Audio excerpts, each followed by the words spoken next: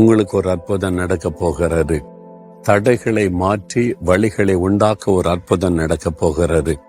இந்த மாதத்துல இந்த அற்புதத்தை பார்க்க போறீங்க. விசுவாசிக்கிறீங்களா? அப்படின்னா விசுவாசத்தோட ஆண்டவர் இந்த வாக்குத்தத்தை எனக்குரியது. தடைகளை நீக்க போடுகிற கர்த்தராய் முன் நடக்கிறீர். இந்த நாட்கள்ல தடைகளை மாற்றி வாய்க்க பண்ணி இந்த மகிழ்ச்சியோடு சொல்லி பாருங்க, அற்புதத்தை காண்பீர்கள். நாம் ஜெபிக்கலாம். தகப்பனே, நீர் கொடுத்த வாக்குத்தத்தத்திற்காய் ஸ்தோத்திரம். தடைகளை மாற்றுகிற தேவன் முன் நடந்து கொண்டிருக்கிறீர்.